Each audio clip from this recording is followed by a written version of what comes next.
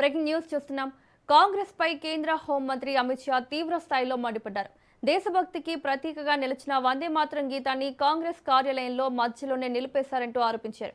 వందే మాతరం పాడుతున్న సమయంలో సోనియా గాంధీ అడ్డుకున్నారని అమిత్ షా విమర్శించారు. సోనియా చేసిన ఈ చర్యను మహాపరాధంగా అభివర్ణించిన ఆయన దీనిని దేశ ప్రజలు ఎప్పటికీ క్షమించరని అన్నారు. అంతేకాదు కాంగ్రెస్ నేతలు వందే మాతరం గీత రచయిత బంకిం చంద్ర చటర్జీకి క్షమాపణ చెప్పాలని డిమాండ్ చేశారు. కాంగ్రెస్ నేతలకు కాస్తైనా సిగ్గుండాలని అమిత్ షా తీవ్ర వ్యాఖ్యలు చేశారు. बंकिम बाबू का ये अमर मन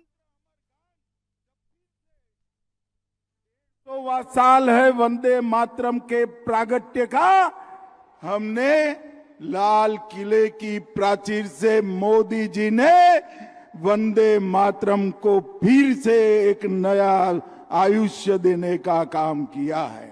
और इनकी निर्लज्जता देखिए, कांग्रेस पार्टी के मुख्यालय पर वंदे मातरम का गान हो रहा था। चालू गान में कांग्रेस की नेत्री सोनिया जी ने कांग्रेस अध्यक्ष को गान रोकने का कहा।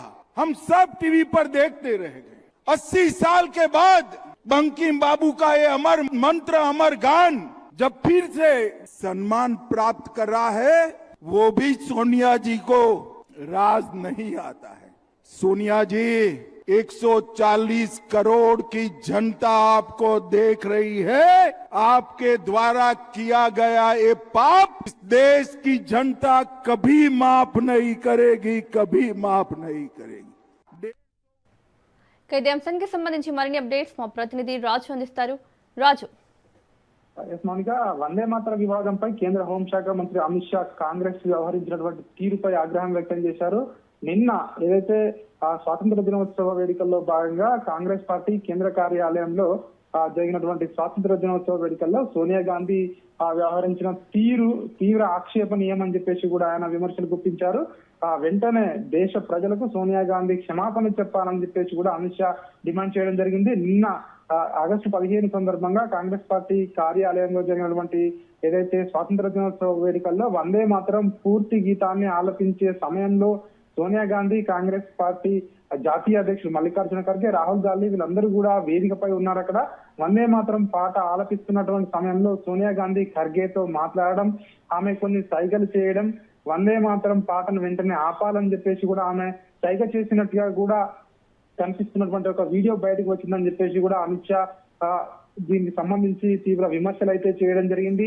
దీనికి సంబంధించి ఇప్పటికే బీజేపీ పెద్ద ఎత్తున బీజేపీ నాయకులు, ఇటు కేంద్ర ప్రభుత్వ పెద్దలు కానివచ్చు, ఇటు బీజేపీ పార్టీ నాయకులు కానివచ్చు పెద్ద ఎత్తున దీనికి సంబంధించి విమర్శన అస్త్రాలు అయితే సంధిస్తున్నటువంటి పరిస్థితి కనిపిస్తా ఉంది. దీనికి సంబంధించి ఇప్పటికే చూసినట్టయితే బంకిం చంద్ర చటర్జీకి వెంటనే కాంగ్రెస్ పార్టీ క్షమాపణ చెప్పాలి, వందే మాతర గీతాన్ని ఆలపించకుండా చూసేందుకు కుట్రలు చేస్తా ఉన్నారు. వందే మాతర గీతాన్ని అవమానించడం పట్ల దేశ ప్రజలందరూ కూడా బహిరంగంగా చూశారు కాంగ్రెస్ పార్టీ ఏ విధంగా వ్యవహరిస్తా ఉంది. అందుకే మేము మొదటి నుంచి చెప్తా ఉన్నాము, కాంగ్రెస్ పార్టీ దేశ వ్యతిరేక పార్టీ, దేశ వ్యతిరేకుల పార్టీ కాంగ్రెస్ పార్టీ అని చెప్పి కూడా ఇప్పటికే ఇటు బీజేపీ నాయకులు విమర్శిస్తున్నారు. తాజాగా అమిత్ షా కూడా ఇదే అంశాన్ని ప్రస్తావించడం జరిగింది.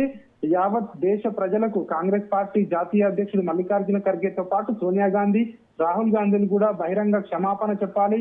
ఎందుకంటే వందే మాతర గీతాన్ని అవమానించడం కాంగ్రెస్ పార్టీకి ఇప్పటికే కొత్త కాదు. గతంలో కూడా చాలా సార్లు అవమానించింది, కాంగ్రెస్ పార్టీ నాయకులు అవమానించారు. తాజాగా కాంగ్రెస్ పార్టీ సోనియా గాంధీ కూడా తాజాగా వందే మాతర గీతాన్ని అవమానించడం పట్ల తీవ్రంగా వ్యతిరేకిస్తున్నాము, వెంటనే క్షమాపణలు చెప్పాలని చెప్పి కూడా అమిత్ షా అయితే డిమాండ్ చేసిన పరిస్థితి కనిపిస్తా ఉంది. Right Raju, thank you.